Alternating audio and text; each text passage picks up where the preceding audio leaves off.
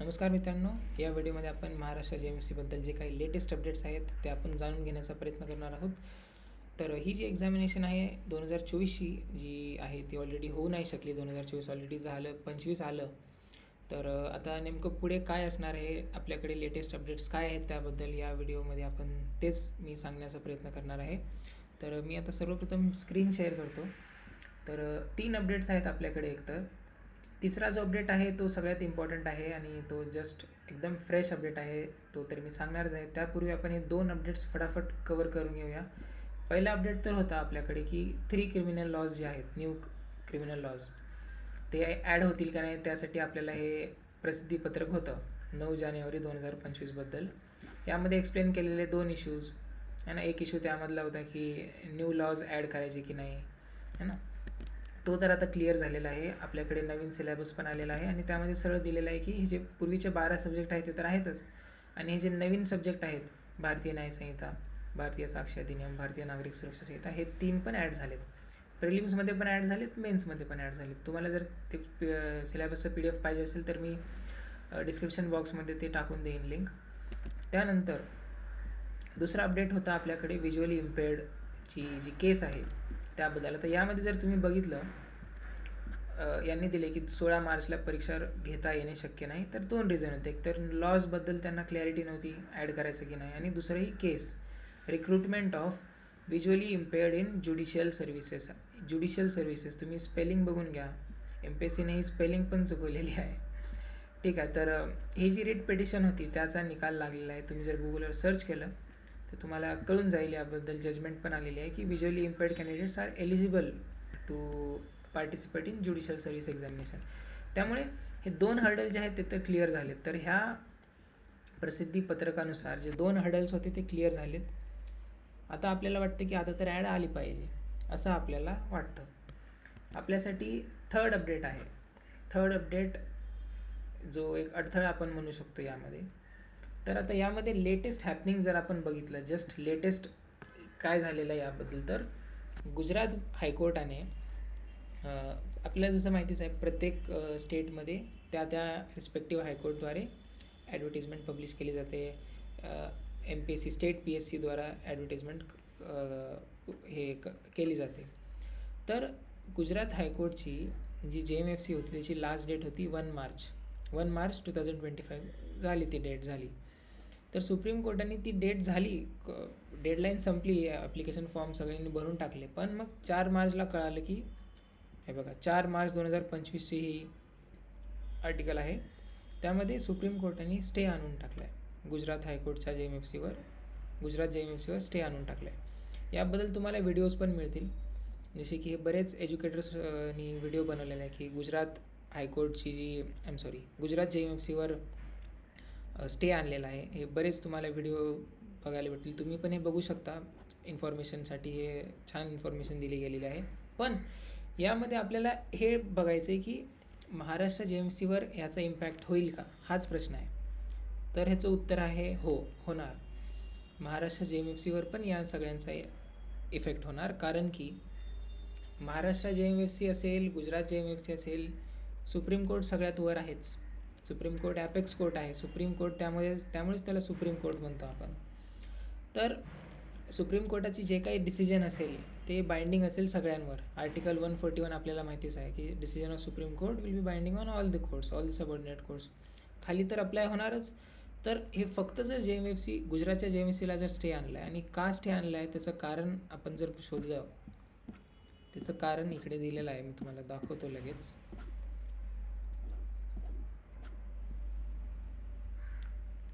याचं कारण आहे की एक सेकंड मी सर्चच करतो. हां, ॲक्च्युली ही जी ऑर्डर आहे ना ह्यामध्येच आपण बघूया. ठीक आहे. तर यामध्ये असं दिलं आहे, question as to whether specific number of years should be prescribed as a minimum qualification for JMFC is pending before 3 जज बेंच ऑफ दिस कोर्ट. म्हणजे हा जो प्रश्न आहे की 3 इयर्स क्रायटेरिया जो असतो, आता आपल्याला माहितीच आहे महाराष्ट्र JMFCमध्ये पण 2 प्रकारे एक्झाम देता येते. एक तर ॲज अ फ्रेशर, म्हणजे जस्ट लॉ ग्रॅज्युएट पास झालं, त्यामध्ये अट असते 55% marks, all clear through out all ears वगैरे, त्यानंतर ती एक्झाम देऊ शकतो. आणि दुसरं म्हणजे 3 इयर्स प्रॅक्टिसिंगसाठी तर देऊ शकतोच. पण प्रॉब्लेम असा झालेला यामध्ये गुजरात हायकोर्टची गुजरात JMFCची जी ॲडव्हर्टिजमेंट होती त्यामध्ये 3 इयर्स प्रॅक्टिसबद्दल काहीच नव्हतं. तुम्ही फ्रेशर आहात तरी तुम्ही देऊ शकता तसं होतं त्यामध्ये, बरोबर. पण सुप्रीम कोर्टाचं म्हणणं होतं की आमची ऑलरेडी एक केस पेंडिंग आहे. ही 28 जानेवारी 2025ची जी केस आहे, ह्या केसचं नाव आहे ऑल इंडिया जजेस association and others versus union of India and others. तर या केसमध्ये हाच जो पॉईंट आहे की फ्रेशर्स लोक एक्झाम देऊ शकतात की नाही, की 3 इयर्स प्रॅक्टिस मॅन्डेटरी आहे की नाही, हाच प्रश्न नेमका या केसमध्ये पेंडिंग आहे या ऑल इंडिया जजेस. आता ही जर केस आपण बघितलं, ही 1989ची केस आहे, 1022 ऑफ 1989. म्हणजे हा इश्यू बराच जुना आहे, पण फक्त हाच पॉईंट या केसमध्ये नाही आहे की फ्रेशर्स देऊ शकतो की नाही, 3 इयर्स प्रॅक्टिस लागते की नाही, हे यामध्ये नाही. या केसमध्ये बरेचसे इश्यूज आहेत, पण ही आपल्यासाठी महत्त्वाचा इश्यू हाच आहे की 3 इयर्स प्रॅक्टिस मॅन्डेटरी आहे की नाही. आता जर तुम्ही ऑलरेडी जर 3 इयर्स प्रॅक्टिस असेल तुमची, 3 इयर्सपेक्षा जास्त प्रॅक्टिस असेल, मग तर तुम्हाला काही इम्पॅक्टच नाही याचा. पण इम्पॅक्ट एवढाच होईल की ॲडव्हर्टिजमेंट जी डिले होत आहे तेवढाच इम्पॅक्ट असणार, बाकी एलिजिबिलिटीबद्दल काही खास इम्पॅक्ट नसणार. पण जे फ्रेशर कॅन्डिडेट्स आहेत त्यावर इम्पॅक्ट होऊ शकतो, आणि हे आपल्याला कळून येतं ह्या केसबद्दल जर वाचण्याचा प्रयत्न केला आपण यामध्ये. तर मी काही गोष्टी हायलाईट केलेल्या आहेत. त्यामध्ये असं दिलं आहे की सर्वप्रथम हा जो इश्यू आहे तो नवीन नाही आहे की फ्रेशर्सला अलाव करायचं का नाही. हा इश्यू पहिले 2002ला पण होता. इकडे बघा, 2002च्या पण वेळेस हा इश्यू होता. पण तेव्हाचे जे जस्टिस होते तेव्हा ह्याचा जो निकाल दिलेला त्यांनी असं सांगितलेलं आहे बघा, a bright young law graduate after 3 years of practice finds the judicial service not attractive enough. ज्या व्यक्तीने जस्ट लॉ पास केलेला आहे, law graduate, young law graduate आहे, तो young and dynamic law graduate आहे, त्याने पास केली त्याची LLB, त्यानंतर 3 वर्ष थांबा, त्यानंतर ज्युडिशियरीमध्ये या, हे त्याला आवडत नाही. कारण की 3 इयर्स झाले तर मग ऑलरेडी तो सेट होऊन जातो प्रॅक्टिसमध्ये, वापस ज्युडिशियरी सोडून ते येणं म्हणजे त्याला अवघड जातं, असं त्यांचं म्हणणं होतं. त्यामुळे आपण ज्युडिशियरीला JMFC देण्यासाठी अलाव केलं पाहिजे. जरी तुम्ही फ्रेशर असाल, जस्ट लॉ पास आऊट आहात, लगेच तुम्ही एलिजिबल आहात JMFC देण्यासाठी, असं त्यांचं मत होतं, बरोबर. पण आता जस्टिस गवई यांचं म्हणणं आहे की now the service conditions are so attractive that a lawyer with 3 years of practice would be more than willing to enter in judicial service. Justice Gavai सरांचं असं म्हणणं आहे की आता वेळ बदललेला आहे, काळ बदललेला आहे. आता ज्युडिशियल सर्व्हिसेसमध्ये ज्यांची 3 इयर्सची पण प्रॅक्टिस आहे ना, ते पण लोक इंटरेस्टेड आहेत JMFC देण्यासाठी. त्यांना चालेल 3 वर्ष प्रॅक्टिस करून मग येण्यासाठी पण रेडी आहेत. असं आता काळ बदललेला आहे, असं त्यांचं म्हणणं आहे. आता यामध्ये जे एक पार्टी जे आहे, ॲमिकस क्युरी भटनागर सर यांचं म्हणणं आहे की यांनी पॉईंटआउट केलेल्या आहेत अशा काही गोष्टी की फ्रेशर्सला अलाव नाही केलं पाहिजे JMFC देण्यासाठी.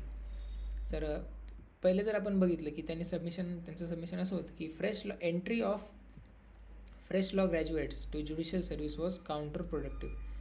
काउंटर प्रोडक्टिव्ह म्हणजे जो बेनिफिट मिळाला पाहिजे ते सोडून भलतंच होतं आहे, म्हणजे फायद्याच्या पेक्षा नुकसान जास्त होतं आहे, असं त्यांचं म्हणणं आहे. आणि त्यानंतर असं पण आहे की फ्रेश लॉ ग्रॅज्युएट्स, हे रेडमध्ये हायलाईट केले बघा, फ्रेश लॉ ग्रॅज्युएट्स ते have not treated members of bar, staff and other judicial officers in good spirit. म्हणजे आता असे बरेचसे इन्स्टन्सेस झालेले आहेत ज्यामध्ये असं कळून आलं की जे फ्रेश लॉ ग्रॅज्युएट्स आहेत, जे नंतर डिरेक्टली लॉ पासआउट केल्यानंतर ज्युडिशियरी क्रॅक केलं त्यांनी JMFC एक्झाम, आणि मग ते जज बनले, असे बरेच इन्स्टन्सेस आहेत की त्यातून असं दिसून आलं की त्यांचं बिहेवियर चांगलं नाही आहे त्या जजेसचं ज्युडिशियल ऑफिसर्स बरोबर, किंवा स्टाफबद्दल, कोर्ट स्टाफबद्दल, किंवा मेंबर्स ऑफ दी बार बरोबर. त्यामुळे ह्यांचं म्हणणं आहे की फ्रेशर्सला अलाव नका करू, असे आर्ग्युमेंट्स आहेत त्यांचे. आणि अजून जर आपण बघितलं की हे 3 इयर्सची क्रायटेरिया आहे, तो जरी लागू करायचा झाला तर 3 इयर्स नेमकं कसे कॅल्क्युलेट करायचे, नेमकं कधीपासून कॅल्क्युलेट करायचे, तो पण एक इश्यू आहे. आता आपण जर महाराष्ट्रामध्ये बघितलं तर महाराष्ट्रामध्ये जेव्हापासून आपल्याला सनद भेटते, समजा आज जर सनद भेटली तर त्याच 3 वर्षानंतर मग 3 इयर्स प्रॅक्टिस मोजली जाते, असं आपल्या महाराष्ट्रात आहे. पण आपण जर उत्तराखंडचं बघितलं उत्तराखंडमध्ये कसं आहे की ज्या दिवशी तुम्ही ऑल इंडिया बार एक्झामिनेशन क्लिअर केली, तुम्हाला सनद मिळाली असेल आधीच, पण ऑल इंडिया बार एक्झामिनेशन आपल्याला माहिती सनद मिळाल्यानंतर ती एक्झाम देता येते. तर ऑल इंडिया बार एक्झामिनेशन पास झाल्यानंतर, क्लिअर झाल्यानंतर, हे बघा, पास झाल्यानंतर तुम्ही नंतरपासून तुमचे 3 वर्ष कॅल्क्युलेट केले जातील, असं काही हायकोर्टामध्ये आहे, त्या स्टेटमध्ये आहे, उत्तराखंडमध्ये जसं की आहे. तर ही जी गोष्ट आहे त्यामुळे हा जो 3 इयर्स कॅल्क्युलेट कधीपासून करायचे हा पण एक इश्यू आहे यामध्ये. आणि फ्रेशर कॅन्डिडेट्सला ह्या न्यूजचा तर डिरेक्ट इम्पॅक्ट आहे, कारण की फ्रेशर कॅन्डिडेट्स जे आहेत त्याबद्दलच ही केस पूर्ण रिव्हॉल्व होत आहे. म्हणजे 3 इयर्स प्रॅक्टिस जर त्यांनी अलाव केली, 3 इयर्स प्रॅक्टिस जर मॅन्डेटरी केली, फ्रेशर्स तर तसे पण निग्लेक्ट झाले, तसे पण एक्सक्लूड झाले या ह्याच्यापासून. आणि 3 इयर्स ज्यांची प्रॅक्टिस ऑलरेडी आहे त्यांना तर काही म्हणजे ह्याचा डिरेक्ट इम्पॅक्ट नाही आहे ह्या जजमेंटचा तसा काही खास. फक्त कधीपासून कॅल्क्युलेट होणार तेवढं त्याचा थोडाफार इम्पॅक्ट असेल. आणि आपण जर बघितलं 3 इयर्स जे प्रॅक्टिस करतात त्याबद्दल पण आहे की सुप्रीम कोर्टाला ऑन पेपर प्रॅक्टिस नको आहे. म्हणजे आपल्याला सनद मिळालेली आहे आणि तो व्यक्ती, आता बघा इकडे एक एक्झाम्पल पण दिलेलं आहे गवई सरांनी, की एक व्हेरी गुड कॅन्डिडेट, त्याचे वडील पण एक ॲडव्होकेट आहेत डिस्ट्रिक्ट कोर्टामध्ये, त्यांनी 2 वर्ष एक पण दिवस कोर्टात तो गेलेला नाही, तो घरी बसून अभ्यास करतो आहे, तो कोर्टात गेलेलाच नाही आहे. 3 वर्ष त्याचे कंप्लीट होतील, तो 3 इयर्स प्रॅक्टिसिंग ॲडव्होकेट म्हणून परीक्षा देईल, पण ॲक्च्युअलमध्ये जर आपण बघितलं तो एक पण दिवस तो व्यक्ती कोर्टमध्ये गेलेला नाही आहे, असं होतं आहे. तर ऑन पेपर प्रॅक्टिसला पण सुप्रीम कोर्टाचा विरोध आहे की फक्त ऑन पेपर प्रॅक्टिस नको आहे, आम्हाला ॲक्च्युअल प्रॅक्टिस पाहिजे तुमची कोर्टामध्ये. कारण की 3 इयर्स मॅन्डेटरी करायचा त्याच्या मागे इंटेंट त्यांचा हाच आहे की एक्सपिरियन्स्ड प्रोफेशनल्स आलेले पाहिजेत, एक्सपिरियन्स्ड लोक जे आहेत, ॲडव्होकेट्स आहेत, तेच ज्युडिशरीमध्ये आले पाहिजेत, जेणेकरून ते चांगलं काम करू शकतील, कारण की त्यांना सगळं माहिती आहे प्रोसेस वगैरे. यामध्ये ट्रेनिंगचा पण आहे की ट्रेनिंग पण दिली जाते, जजेससाठी ट्रेनिंग वगैरे पण असते, त्याचं पण आहेच. पण हा जो पॉईंट आपण बघितला की काउंटर प्रोडक्टिव्ह आहे आणि बिहेवियर त्यांचं व्यवस्थित नाही आहे, ह्या पॉईंटमुळेच जरा हा इश्यू होत आहे की फ्रेशर्सला अलाव केलं पाहिजे का नाही. आणि अजून एक दुसरी गोष्ट, जर सुप्रीम कोर्टाचा कल असा असता की फ्रेशर्सला अलाव केलं पाहिजे, तर त्यांनी स्टे तरी केली, सुप्रीम कोर्टनी गुजरात JMFCची तरी स्टे केली की JMFCची जी ॲडव्हर्टिजमेंट होती तरी त्यांनी स्टे केली. त्यांचं जर असं असतं की आता हे का स्टे केली, तर 3 इयर्स प्रॅक्टिस यांनी टाकलीच नाही गुजरातवाल्यांनी म्हणून. समजा जर त्यांनी टाकली असती तर वेगळं झालं असतं की काय, आता तो तर प्रश्न आपल्याला सांगता नाही येणार, एकदम जजमेंट आल्यावरच आपल्याला ह्या गोष्टी क्लिअर होतील. पण असं आपल्याला आपण असं अज्युम करू शकतो की असं होऊ शकतं की जे फ्रेशर्स आहेत त्यांना एक्सक्लूड करण्यात येणार या एक्झामिनेशनमधून. कारण की हे आपल्याला कोणत्या स्टेटमेंटमधून कळतं, इकडे, now the service conditions are so attractive that a lawyer with 3 years of practice would be more than willing to enter in judicial service. हे वाचून आपल्याला कळतं की कुठेतरी असं आहे की आता टाईम बदललेला आहे, आता फक्त फ्रेशर्स नाही पण 3 इयर्सवाले पण मोर दॅन विलिंग आहेत या सर्व्हिसमध्ये येण्यासाठी. हे आपण डिस्कस केलं. हा थर्ड हर्डल जो आहे तो आपल्यासमोर सध्या आहे. ह्याची आता जी नेक्स्ट डेट आहे, आपण जर बघितलं सुप्रीम कोर्टच्या वेबसाईटवर पण तुम्ही ट्रॅक करू शकता या केसला. ही लिंक आहे, यामध्ये केस स्टेटसमध्ये जाऊन रिट पेटिशन सिव्हिल केस नंबर हा इयर 1989 यामध्ये आपल्याला दिसतं टेंटेटिव्ह हिअरिंग डेट 18 मार्च आपल्याला दिलेली आहे. टेंटेटिव्ह आहे ही, पण जजमेंटसाठी रिझर्व केली गेलेली केस आहे. आता जजमेंट कधी येईल आपल्याला ते तर टाईमच नंतर आपल्याला ठरवेल हे. आणि अजून एक गोष्ट, आता what is the way forward, आता पुढे काय आहे नेमकं. तर सगळ्यात पहिले तर कोर्टची जजमेंट आहे आपल्याला त्याचंच वेट करावं लागणार. कोर्टची जजमेंट येईल, ऑलरेडी रिझर्वड आहे जजमेंटसाठी, ते मी याच्याहून सांगतो आहे कारण की ही 4 मार्चची जर न्यूज आहे त्याच्यात जर तुम्ही बघितलं इट हॅज रिझर्वड जजमेंट, ह्याच्याहून आपल्याला कळतं की जजमेंट रिझर्व केलेली गेली आहे 3 इयर्सच्या इश्यूबद्दल. तर ती जजमेंट आल्यानंतरच आपल्याला अजून गोष्टी क्लिअर होतील. हे तर झालं.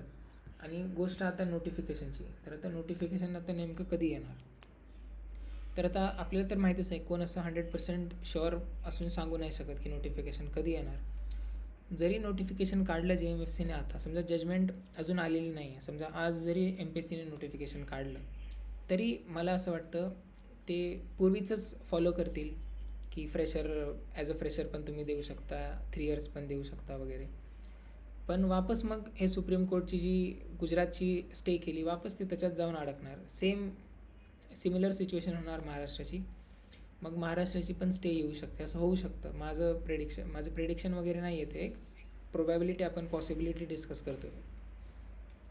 आणि हे जे काही मी इन्फॉर्मेशन आहे ते आपण एक कायद्याचा विद्यार्थी म्हणून ॲनालाइज करत आहोत की कसं लेटेस्ट हॅपनिंग्ज आहेत या इश्यूबद्दल. हे मॅटर सब ज्युडिस आहे, त्यामुळे आपण याबद्दल ओपिनियन काही देऊ नाही शकत. आपण दोन्ही पॉसिबिलिटीजचा विचार करून एक ॲनालिसिस करण्याचा प्रयत्न करत आहोत.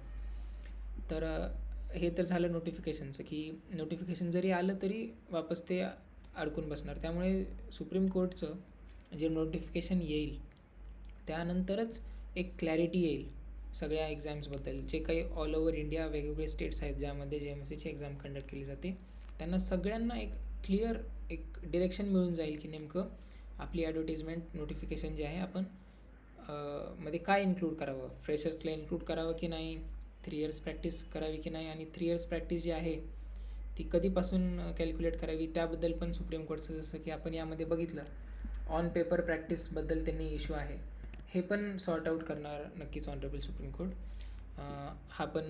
हे पण समजा क्लिअर झालं. त्यानंतर युनिफॉर्मिटी जी आहे की सगळ्या स्टेट्स, आता जसं आपण बघितलं की उत्तराखंडमध्ये ऑल इंडिया बार एक्झामिनेशन क्लिअर केल्यानंतर 3 वर्ष, कुठे 2 वर्ष आहे, कुठे 3 वर्ष, असं सगळीकडे वेगवेगळं आहे. तर या केसनंतर, या जजमेंट आल्यानंतर आपल्याला एक युनिफॉर्मिटी राहील की नेमकं 3 इयर्स कधीपासून, 3 इयर्स, आता 3 इयर्स आपण बऱ्याचदा बोलतो, पण हे 2 इयर्स पण होऊ शकतं. हे पूर्ण जजमेंट आल्यावरच आपल्याला नंतर ही गोष्ट कळणार आहे, क्लिअर होणार आहे. त्यामुळे सध्यासाठी हे जे अपडेट्स होते ते मी डिस्कस केले, आणि पुढे what is the way forward ते पण आपण डिस्कस केलेलं आहे. आणि सध्या तर माझं ओपिनियन मी जरी या व्हिडिओमार्फत दिलेलं असेल, तर मी हे सांगू इच्छितो की ते फक्त पॉसिबिलिटी डिस्कस करण्यासाठी होतं. मॅटर सबज्युडिस आहे, त्यामुळे मी पण यावर ओपिनियन नाही देऊ शकत. मी फक्त दोन्ही बाजूचा विचार करून मी या व्हिडिओमध्ये जी मला थोडीफार काही इन्फॉर्मेशन आहे ते मी क्लिअर करण्याचा प्रयत्न केलेला आहे. थँक्यू.